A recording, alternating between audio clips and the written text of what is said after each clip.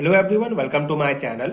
आज हम पढ़ेंगे केमिकल इक्विलिब्रियम का कैरेक्टरिस्टिक, जो बीएससी केमिस्ट्री फोर्थ सेमेस्टर का एक बहुत इंपॉर्टेंट टॉपिक है।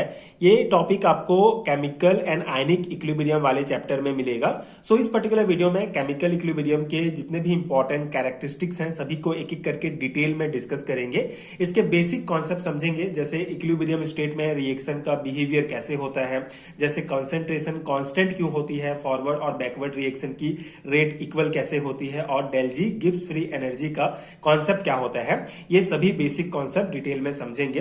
तो स्टार्ट करते हैं केमिकल इक्विलिब्रियम के बेसिक कॉन्सेप्ट से। So the state eight which in a reversible reaction the concentration of reactants and product does not change with time is called chemical equilibrium state. ठीक है, सो chemical equilibrium state किसे कहते हैं? Basic concept बहुत simple है। जब कोई reversible reaction एक ऐसे स्टेट में पहुंच जाती है जहां रिएक्टेंट और प्रोडक्ट की कंसंट्रेशन टाइम के साथ चेंज नहीं होती, उस स्टेट को केमिकल इक्विलिब्रियम कहते हैं। ठीक है, बहुत सिंपल सा कॉन्सेप्ट है, सिंपल सा डेफिनेशन है।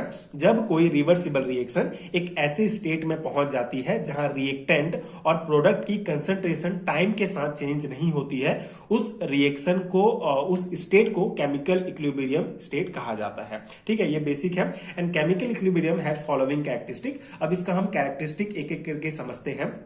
पहला कैरेक्टरिस्टिक है, eight equilibrium the value of measurable quantities of the system like temperature, pressure, colour, concentration become constant. ठीक है, तो इक्विलिब्रियम स्टेट में क्या होता है, जो इक्विलिब्रियम में सिस्टम की जो मेजरेबल क्वांटिटीज होती हैं, जैसे कि टेम्परेचर हो गया, प्रेशर, कलर, कंसंट्रेशन, सभी कांस्टेंट होती हैं, मतलब चेंज नहीं होती है। रिएक्शन चल रही होती है बट वैल्यू जो है इसका स्टेबल लगता है। ठीक है, तो ये पहला कैरेक्टरिस्टिक है। सेकंड है, equilibrium attains only in closed container because the processes occur in open vessels are not reversible। ठीक है, तो जो हमारा इक्विलिब्रियम होता है वो बेसिकली सिर्फ क्लोज कंटेनर में पॉसिबल होता है। क्लोज कंटेनर में ही इक्विलिब्रियम पॉसिबल है, क्योंकि ओपन सिस्टम में जो प्रोडक्ट एंड रिएक्टेंट होते हैं वो बाहर निकल जाते हैं और इक्विलिब्रियम जो है वो नहीं बनेगा। ठीक है, इसीलिए सिर्फ क्लोज कंटेनर में इक्विलिब्रियम पॉसिबल है। इसीलिए जो लैब्स में जो रिएक्शंस होते हैं वो भी बंद कंटेनर में ही रखे जाते हैं। ठीक है, तो इक्विलिब्रियम कहां पे पॉसिबल है? सिर्फ क्लोज कंटेनर में पॉसिबल है। ये सेकंड इसका कैरेक्टरिस्टिक है। थर्ड है हमारा, at equilibrium in reversible reactions the speeds of forward and backward reactions are same, that is the rate of change of reactant into product and product into reactant is equal। ठीक है, तो ये हमारा third characteristic क्या कहता है कि forward और बैकवर्ड रिएक्शन की जो स्पीड होती है वो इक्वल होती है। फॉरवर्ड रिएक्शन क्या होता है जिसमें रिएक्टेंट से प्रोडक्ट बनता है, एंड बैकवर्ड रिएक्शन जिसमें प्रोडक्ट से रिएक्टेंट बनता है। तो इक्विलिब्रियम पर दोनों की जो रेट होती है वो सेम होती है, मतलब कि जितना प्रोडक्ट बन रहा है उतना ही वापस रिएक्टेंट बनेगा। तो ये एक इंपॉर्टेंट कैरेक्टरिस्टिक है। फोर्थ है हमारा, eight equilibrium the reaction will not stop whereas it occurs with equal rate in forward as well as in backward direction, that is equilibrium have dynamic nature। अब यहाँ पे डायनेमिक नेचर का concept है जो आपको detail में समझना है। डायनेमिक नेचर शो करता है इक्विलिब्रियम, जैसे कि हमको डायनेमिक नेचर मतलब क्या होगा कि हमको बाहर से लगता है कि सब स्टेबल है, पर एक्चुअली में रिएक्शन जो है वो कंटिन्यू चल रही होती है।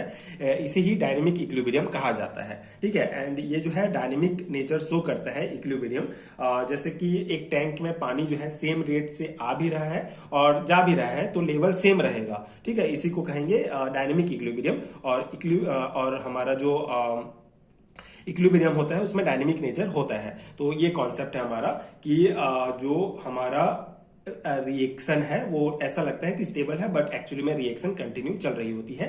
ये डायनेमिक नेचर होता है। ठीक है, तो इक्विलिब्रियम का ये एक इंपॉर्टेंट कैरेक्टरिस्टिक हो गया। फिफ्थ है हमारा, the chemical equilibrium state is unaffected by the direction of initiations of reaction, that is reaction or product may be taken as initial substance and equilibrium can be attained। ठीक है, तो यहाँ पे initial condition से फर्क नहीं पड़ता है, मतलब कि चाहे रिएक्शन रिएक्टेंट से स्टार्ट हो रहा हो या प्रोडक्ट से स्टार्ट हो रहा हो, दोनों केस में सिस्टम जो है सेम इक्विलिब्रियम स्टेट में पहुंच जाता है। मतलब कि इक्विलिब्रियम का फाइनल स्टेट स्टार्टिंग पॉइंट से इंडिपेंडेंट होता है, उससे कोई फर्क नहीं पड़ता है। ठीक है, सिक्स नंबर का हमारा जो कैरेक्टरिस्टिक है वो है, At equilibrium, the change in free energy of the reaction is zero. At equilibrium, del G equal to zero. ठीक है, तो यहाँ पे जो हमारा गिब्स फ्री एनर्जी होता है, del G का कॉन्सेप्ट हमको यहाँ पे समझना है।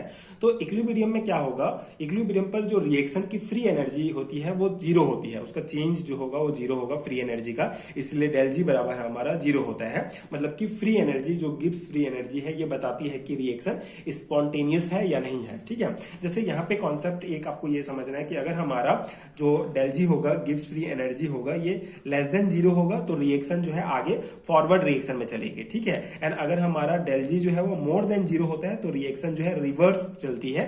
एंड अगर del G हमारा जीरो होता है तो ये इक्विलिब्रियम स्टेट को शो करता है। ठीक है, तो eight equilibrium the change in free energy of the reaction is zero, जैसे कि इक्विलिब्रियम में हमारा del G बराबर जीरो हो जाएगा। ठीक है, अब यहाँ पे दो ग्राफ आपको समझना होगा।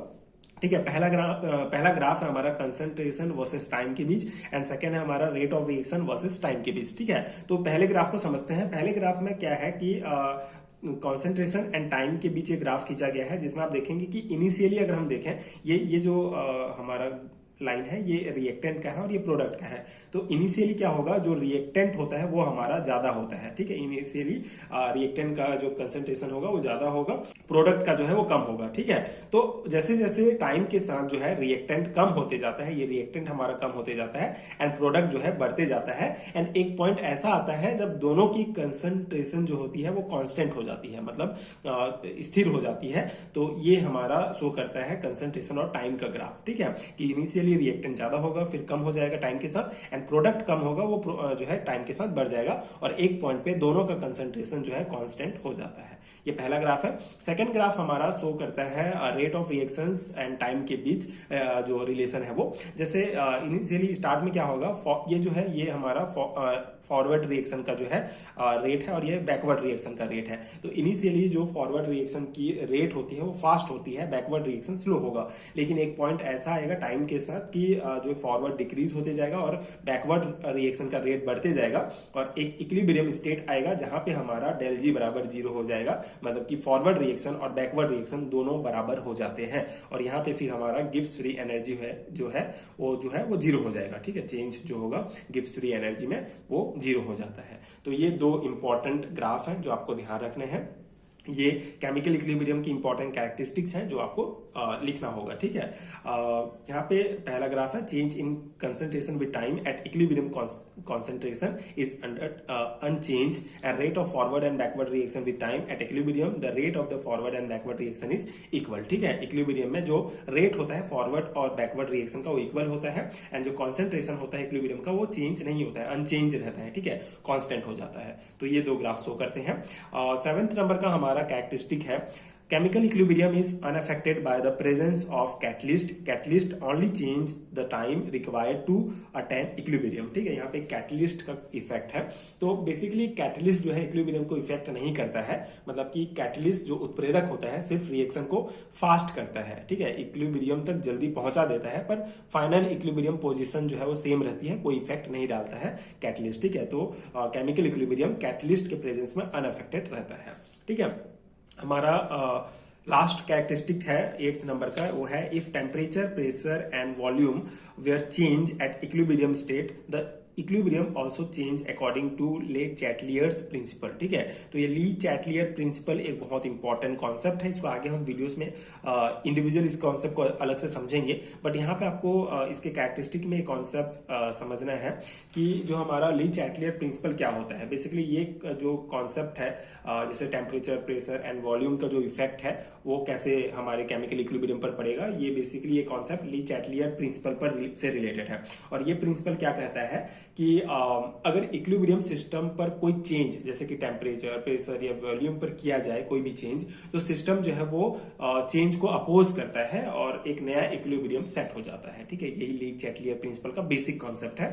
तो टेम्परेचर प्रेशर और वॉल्यूम का इफेक्ट क्या होगा, ये बेसिकली एक नया इक्विलिब्रियम सेट करेगा अगर हम इनमें कोई भी चेंज करेंगे तो। ठीक है, तो ये हमारा 8th नंबर का कैरेक्टरिस्टिक हो गया, और ये हमारा केमिकल इक्विलिब्रियम का टोटल 8 कैरेक्टरिस्टिक है जो बहुत इंपॉर्टेंट है सेमेस्टर एग्जाम के पर्सपेक्टिव से।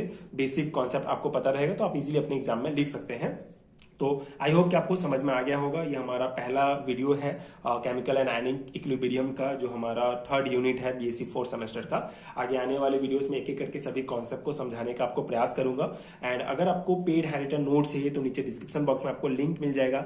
4th सेमेस्टर का कंप्लीट नोट्स आप डाउनलोड कर सकते हैं।